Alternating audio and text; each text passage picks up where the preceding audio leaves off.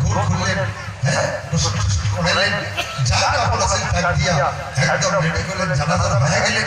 নয় স্বয়ং নবীজি জানাজা করলেন।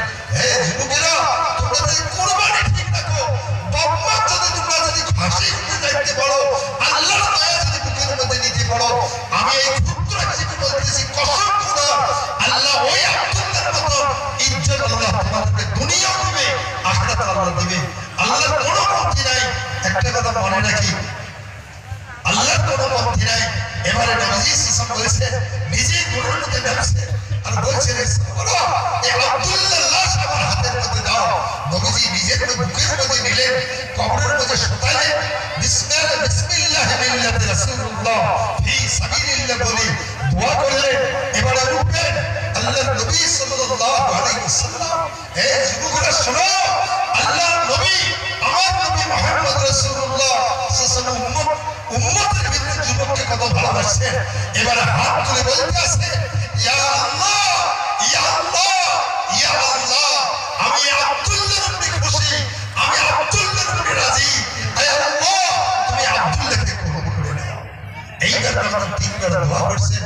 করার পরে কবরে যেটাকে মাটি দিলেন, ওই বেলায় সাদ ইবনে মুআয রাদিয়াল্লাহু তাআলা গলা ধরে দিয়ে কাঁদতে আছে, হে আব্দুল্লাহ, তুই কত বড় ভাগ্যবান রে, তোর লাশটা উঠে তোর না হয়া যদি মোর মাসুদের রাস্তা হতো তবে বড় ভাগ্যবান হতাম, বড় ভাগ্যবান হতাম। এই জন্য যুবক বাবা, তোমার জন্য ইসলাম বহুত জিনিস শেয়া আছে, বহুত তোমরা আজকে যুবকগুলা এক একটা করে এলাকার যুবক যদি তোমার দিনের জন্য খাড়া হও, তো বহুত দিনে মজারও জুয়ারও জেনারও কোনোদিন লাস্টিং করতে পারবে না এলাকার মধ্যে। কি হয় কিনা? এই জন্য তোমরা যদি খাড়া হন, দিন খাড়া হবে, আর তোমরা যদি শুতে যান, তো দিন শুতে যাবে, নিজের পরিবারের নাম কন্ডেম হয়ে যাবে। এই জন্য যুবক, তোমার কাছে ইসলাম বহুত চাওয়া পাওয়া আছে, তোমরা এই কথাগুলো মানবেন। আর আল্লাহর দয়া আর পিতা মাতার দোয়া নেবেন না বাবা। হে বাবারা, তোমরা স্বামীর দোয়া, তোমার শ্বশুর শাশুড়ির দোয়া বুকের মধ্যে নাও, আল্লাহ আল্লাহ রাসূলের তরিকা মতন চলো।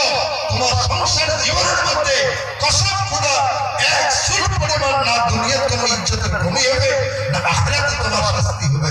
এই জন্য আমার তৌফিক দান করো। এই জন্য বিশেষ করে মসজিদের জন্য আমি যেটা করবো, কি ভাই করা যাবে কি ইনশাআল্লাহ? যাই হোক, আমার মুখ্য অতিথি বসে রাখি বয়ান করাটা আদতের খেলাফ মনে করো। এই যে কথাটা আমি শুরু করছো, খালি হাত তুলছি, উপরের হাত, উপরের হাত আল্লাহ পছন্দ করে, নিচের হাত আল্লাহ পছন্দ করে না।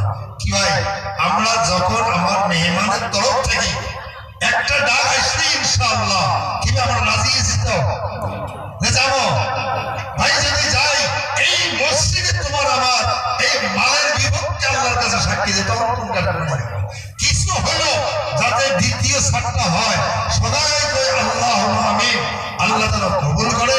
আজকে জান মাল দিয়া এই সাতটা হওয়া পর্যন্ত, ওই উপরতলা কমপ্লিট না হওয়া পর্যন্ত আমরা ক্ষান্ত হব না।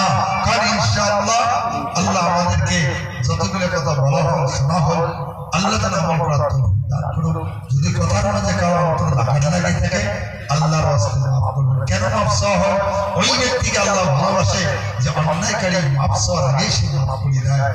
যে একজন অন্যায় করছে মাফ চায় না, আমি মনে মনে যে উইলিংলি হিসেবে দিকে আল্লাহ তো মাফ করে দাও, কাল কিয়ামতের মাঠে তোমার আমার যে বহুত পরিমাণ যদি গুনাহ থাকে, আল্লাহ এই মাফ করার খাতিরে তোমার মাফ আল্লাহ মাফ করে দেবে ইনশাআল্লাহ। আমরা মাফ নজরে থাকি। আর কমিটির মধ্যে হয়তো কারোর সাথে লাগিয়ে বাইকের জন্য মুই যাবার না, ওটা নয়, কারো ব্যক্তিগত বাপদাদার সম্পত্তি মসজিদ নয়, এটা সবারই বাপদাদার সম্পত্তি নাকি কর। ইনশাআল্লাহ এক হাতে কাজটা করবো তো ইনশাআল্লাহ। আল্লাহ আমার তৌফিক দান করুন। ওয়া আখিরু দাওয়ানা আলহামদুলিল্লাহি রাব্বিল আলামিন।